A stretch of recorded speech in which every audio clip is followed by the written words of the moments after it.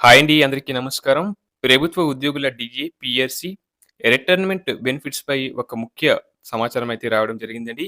ఇక విషయంలోకి వెళ్తే అసెంబ్లీ ఎన్నికల సందర్భంగా కాంగ్రెస్ తన ఎన్నికల మేనిఫెస్టోలో ఉద్యోగులకు ఇచ్చిన హామీలను ఆ పార్టీ నేతలు ఒకసారి గుర్తు చేసుకోవాలి. అధికారంలోకి రాగానే ప్రభుత్వ ఉద్యోగులందరికీ పెండింగ్‌లో ఉన్న 3 డీఏలను తక్షణం ఇస్తామన్నారు. 1 తేదీన తప్పకుండా వేతనాలు వచ్చేలా చూస్తామన్నారు. సప్లిమెంటరీ బిల్లులను 15 పని దినాల్లో క్లియర్ చేస్తామని నమ్మబలికారు. సిపిఎస్ విధానాన్ని రద్దు చేసి ఓల్డ్ పెన్షన్ విధానాన్ని అమలు పరుస్తామని చెప్పుకొచ్చారు. ప్రభుత్వం ఏర్పాటైన వెంటనే కొత్త పిఎస్సి ప్రకటించి 6 నెలల్లోపు సిఫార్సులను అమలు చేస్తామని కాంగ్రెస్ ఎన్నికల హామీ ఇచ్చింది.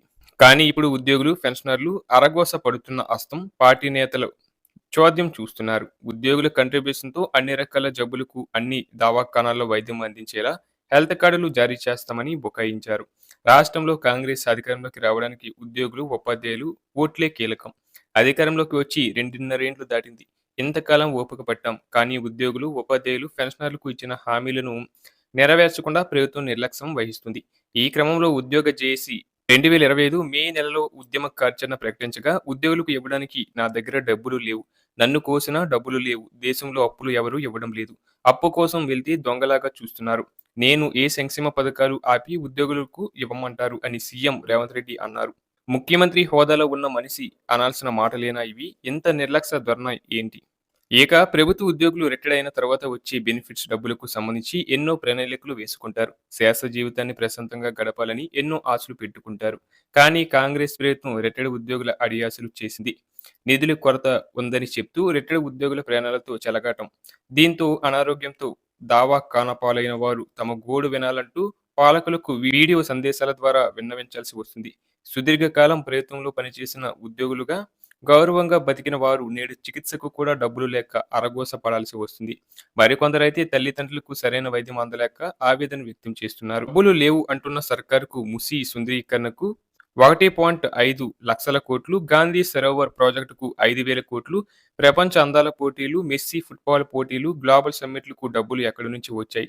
ఆర్పాటాల కోసం ప్రజాధనాన్ని దోబరా చేస్తూ కోట్లాది రూపాయలు అప్పులు తీస్తున్నారు. కానీ రిటైర్డ్ ఉద్యోగులకు బకాయిలు ఇవ్వడానికి మాత్రం డబ్బులు ఎందుకు లేవు? ఈ నేపథ్యంలో సమస్యల సాధనకు టీజీఈ జేఏసీ ఉద్యమ కార్యాచరణ ప్రకటించింది. గత నెల 17న నిరసన ప్రదర్శనలు చేపట్టింది. మే 5వ తేదీన అన్ని జిల్లా కేంద్రాల్లో నిరాహార దీక్షలు నిర్వహించింది. ఇక రిటైర్మెంట్ బెనిఫిట్స్ 25 నెలలుగా చెల్లించకపోవడంతో రాష్ట్ర వ్యాప్తంగా 92 మంది ఉద్యోగ, ఉపాధ్యాయులు అప్పులు తీర్చలేక మానసిక వేదన, అనారోగ్యం పాలై చనిపోయారు. ఇప్పటి వరకు రాష్ట్ర వ్యాప్తంగా రిటైర్ అయిన 22,000 మందిలో బకాయిలు రానివారు దాదాపు 18,000 మంది కుటుంబాలను కాపాడాలని కోరుతున్నాం. కొంతమంది పెన్షనర్లు హైకోర్టును ఆశ్రయించారు. వారికి పూర్తి స్థాయిలో చెల్లించకపోవడం కోర్టు ధిక్కరణ అవుతుంది. కనుక జూన్ 10, 15 తేదీల్లోపు బకాయిలు చెల్లించాలని హైకోర్టు ప్రభుత్వాన్ని ఆదేశించింది. అయితే కోర్టుకు రాని వారితో సహా ప్రతి ఒక్కరికి ఏకమొత్తంలో అన్ని బకాయిలు చెల్లించాలని బాధిత పెన్షనర్ల సంఘం పక్షాన డిమాండ్ చేస్తున్నాం.